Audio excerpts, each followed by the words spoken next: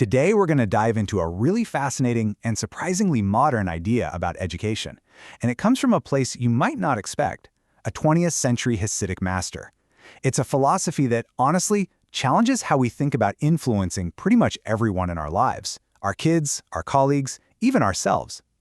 So, let's get right into it. We're not going to start with some dry academic theory. We're starting with a story, a scene that happens in a school. But trust me, it could happen just about anywhere. So, picture this. You're in a school auditorium for some kind of ceremony. It's maybe near the end of the year, they're giving out awards. The mood is pretty casual, right? Students are chatting, teachers are relaxed, you know the vibe.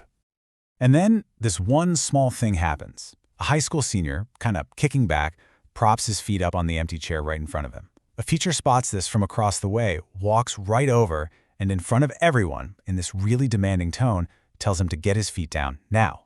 Well, you can probably guess what happens next. The student immediately feels like he's been called out, publicly shamed. So he pushes back. He says, "Hey, your tone is completely out of line." The teacher, of course, doubles down, and his voice gets louder. And all of a sudden, dozens of other students are just watching this power struggle play out. And it's not even about the feet on the chair anymore, is it? It's about who's in control. And this is where it all just completely falls apart. The student feels backed into a corner, so he escalates, big time.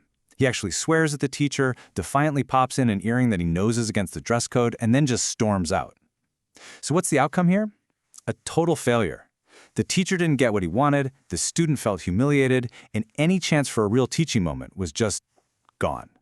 And that brings us to the big question for this whole explainer. I mean, that teacher's direct, confrontational approach, it backfired spectacularly. So there has to be another way, right? How do you actually guide someone, a student, an employee, your own kid, to do the right thing without just triggering that instant, defensive need to rebel? Well, the answer we're going to explore today comes from this really incredible and maybe unexpected source, a Hasidic leader named Rabbi Shalom Noach Berezovsky. And he was someone who faced, well, one of the biggest educational challenges you can possibly imagine. You see, for Rabbi Berezovsky, education wasn't some abstract idea you talk about in a university. It was a mission for survival. His entire community, the Slonim Hasidut, had been almost completely wiped out in the Holocaust. So his life's work became about rebuilding not just buildings, but an entire culture, an entire spirit, from the ashes. And he understood something profound. You can't force people who've been through that kind of trauma. You can't command a community back to life. You have to create the right conditions, the right environment for it to grow back on its own. And that massive challenge is what led him to his most powerful idea. So what was this big revolutionary idea? He basically said that the most powerful tool we have for education isn't the lecture or the rule book or the direct order. Nope, it's something you can't even see or touch. It's the atmosphere. He called it in Hebrew ha'avira, the atmosphere. Think of it as the total environment. It's the unspoken values, the energy you feel when you walk into a room, the culture that just permeates everything.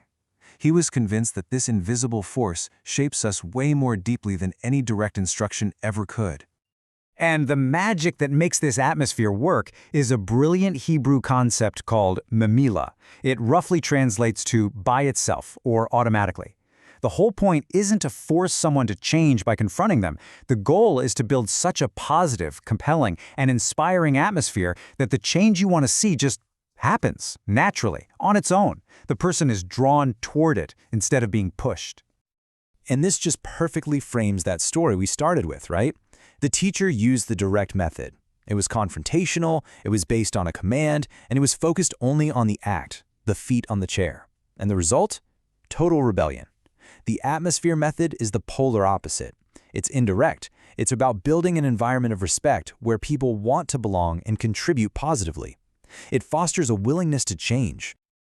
Okay, so this all sounds amazing in theory, right? But how do you actually build this powerful, invisible educator? I mean, what are the steps? Well, Rabbi Berezovsky didn't just leave it as some vague idea. He actually laid out a blueprint. He saw it as a process with three crucial layers. It all starts at home. That's the foundation. It's about the parents' values, the kinds of books on the shelves, the conversations people have around the dinner table. The next layer is the school, or really any community or workplace. This is the structure where the leaders and teachers have to genuinely live the values they're trying to promote. But here's the final step, and this is so important. It's up to the student, the individual, to activate it. That person has to willingly choose to participate and be open to that influence. It's a partnership. You can create the most beautiful garden in the world, but you can't force a seed to grow. It has to open up on its own. And that really gets to the ultimate goal here. The point isn't just to get somebody to follow the rules while they're in the room with you. The real goal is internalization. A person who is truly shaped by a positive atmosphere doesn't just leave it behind when they walk out the door. They carry its values, its energy, its essence inside of them for the rest of their lives. All right, so let's bring all this home. How can we actually use this incredible idea, whether we're running a classroom, a company, or just a family? So why does this idea from a 20th century rabbi matter so much to us right now? Well, because it gives us a whole new way to think about leadership and influence.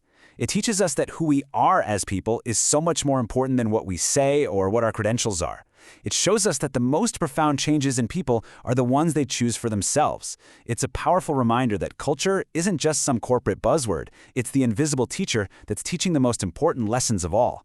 And it even shows us that the media we choose to consume, the books, the shows, the podcasts, they all create the personal atmosphere that shapes who we become. And that really leaves us with one last question to think about. In your own life, in your home, at your job, in your community, try to look past the official rules and the mission statements on the wall. What is the atmosphere really teaching? What are the values that people are absorbing by themselves when no one is officially teaching at all? Because that is the invisible educator, and it might just be the most powerful one there is.